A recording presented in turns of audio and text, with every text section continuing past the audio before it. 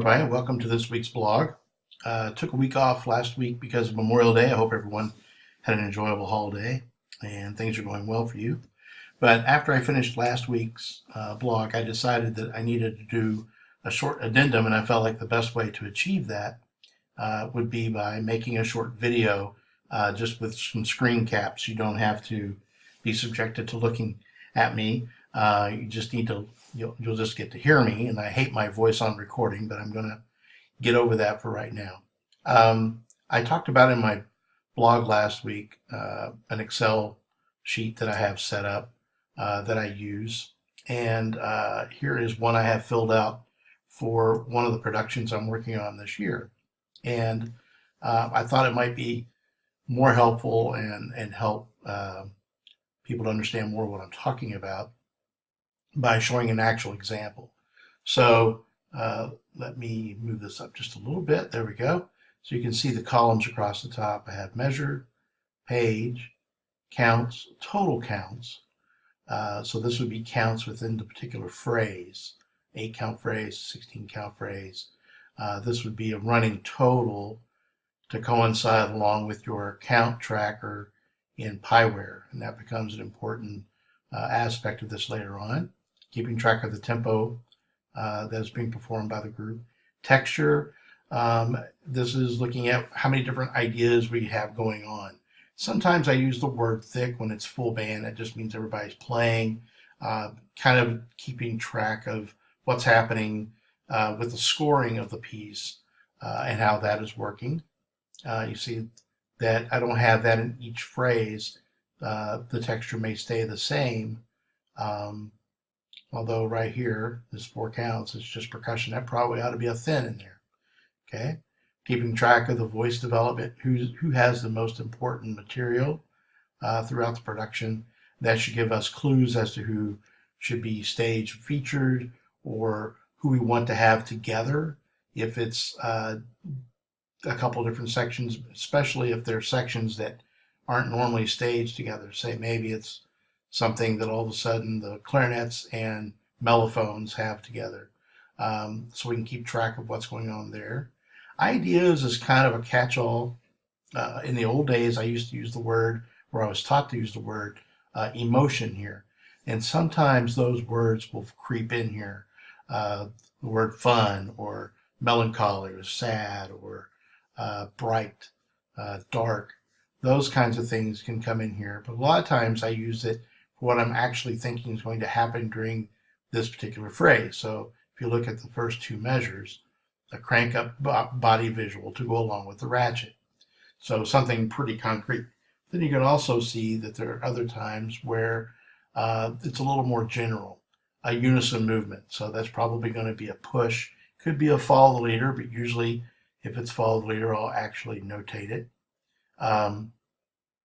Also, if there's something that I want to do with a particular section, so I'm going to park the lows here where they have their statement and restage the rest of the group, the rest of the winds, or the rest of the ensemble. So it's just a way of kind of, while we're going through and looking at the score, and we're going to listen to it here in a second, looking at the score, a way of generating those ideas or putting those things down right away. Okay. Then purpose is actually what the idea is going to achieve. So it could be something simple as body visual. It could be something where we're unifying the segments. It's going to be something that's telling us why we're moving people during this phrase. And I think of drill design as being like a chess match. So if there's something that, for instance here, stage the lows, all right, we're going to segment, and then the lows are going to stand still. So I'm using this to tell why I'm doing this, the idea, and where it's leading us, so that when we get 2 phrases down, we won't be surprised to go, oh, that's right, the trumpets have a very important statement, and now I have to run them to the 50-yard line to play that. But we're looking at it over a period of time so that we're ready for that phrase. I have a guard caption. This particular sheet has not gone to the guard staff yet. or the guard designer, but this would be a place where they could share their ideas for each particular phrase. If they have a particular form they would like the guard to be staged in, if they want the guard to be moving to new equipment. Some of the stuff I've gone ahead and put in just because I pretty much know that there's going to be a guard change here to rifle. We've already discussed that with the client. And so this is just a way of them putting information in. When I share that with them in a Google Doc or send it to them, they can type right into it. I also use it as a way for me to keep track of things because sometimes there can be challenges. You know, what one design staff person wants, and then sharing that with the overall visual designer. Sometimes those ideas don't always work the same way. So anyway, it's a way of creating that discussion, making that happen, and then recording it along with everything else that's going on this chart. And then you can see down at the bottom, I have the actual instrumentation. This is a small group. But what I like about this is it forces me to look at relationships between numbers. Woodwinds to brass is 1514. So that means it sets up, we could do it every other kind of pairing with woodwind and brass. And that would work across the horn line. Okay. So that's really what I kind of use that for. Sometimes with a bigger group especially, I'll look at how maybe the trumpet numbers and the mellophone numbers line up, or mellophone to trombone, and see how those relationships work and how I can use those in the design. Okay, so that's kind of how the sheet is set up. I've been using this for several years. It goes back to even writing by hand and just having a legal pad and making columns and keeping track of things that way. What I'll do next is I'll come in and I'll actually mark where I want my page tabs to happen. You notice I have this page column. So we're in page 1 at the end of these 16 counts. We're in page 2. We're still in page 2 here because that's a stand fast. We're in page 3 there. Page 4. So then when I go into Pieware, and we'll do this time permitting, and this is where I know I need to put in my page tabs. Okay, and that's how that works. I started an argument on Facebook last year with drill designers about instructions. You know, do your instructions on one page get you to the next page, or are the instructions on that page the instructions that get you to that page? And someone told me I was old school Kentucky because I look at it chronologically. I'm in this drill set. What do I have to do to get to the next drill set? Okay, while I'm standing in the first drill set, I'm reading my instructions. That tells me how to get to the next set. In my mind, the way I think is if I'm standing in a set, why would I want the instructions to get there after I get there? Okay, when I'm going somewhere, I don't listen to the GPS after I get somewhere to find out how I got there. I listen to it when I leave home to tell me to get where I'm going. But it's really interesting how passionate people are about where that happens. I do, however, my client wants that to happen. Okay, so here is the tune that goes along with this particular production. We're not going to listen to all of it, but we're going to listen to up through set 9. Here we go.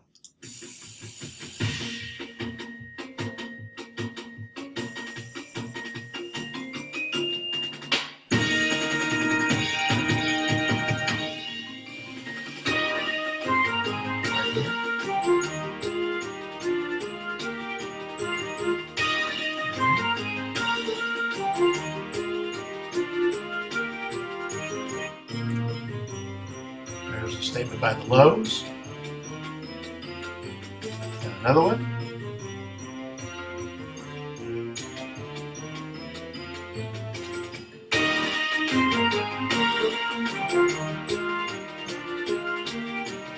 Level 16.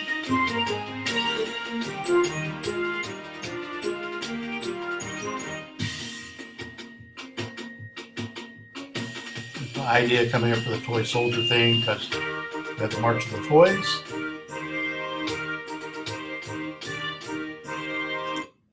Okay, so that gives you an idea of what the tune actually, the arrangement actually sounds like. This is a Randall Standridge first movement of Toys. Okay. All right, so now we finished, say we finished filling out our production sheet and we're ready to move into Pieware. So I'm going to try to go back and forth between Excel and Pieware, and you can see I have Pieware open here, and this is a template that I put together that I like to use for my high school clients. Sometimes there are particular requests from clients, how they like their charts to look, that would change this, but this is the basic template that I start with. And so now we're going to add in our page tabs, and there are a couple different ways to do this. I like to do it up here using utilities. And so remember, we had a page tab at count 24. We already have one, it's already there on 0.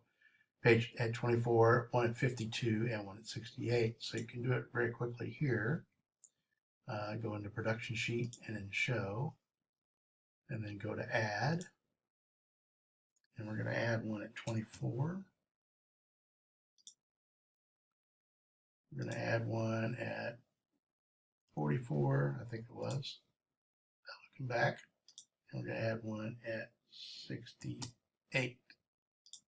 And we'll go back to Excel, see if I got that correct. 24, 52, and 68. Oh, okay. So we get to do something a little different. We get to remove that one. And we're going to add one at 52. Add. So now these are our different page tabs, and you can see that they've shown up down here. And we click on, just click on the little pen over here, and that goes away. So now we have our page tab set up. I've already gone ahead and selected the audio file to go with this particular drill file. And anybody who uses Pieware, you know that the struggle is real with syncing music. This one's going to be pretty easy in that it doesn't change tempo. Now, it doesn't give us a count off at the beginning, and that makes it a little tough.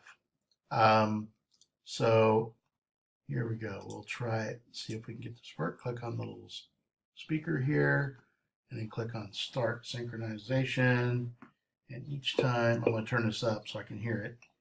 Each time we hit the space bar, that's one count, and we're telling the computer program that they're going to move through the count track in that fashion. Okay, so here we go. Let's see what happens. I did it first time.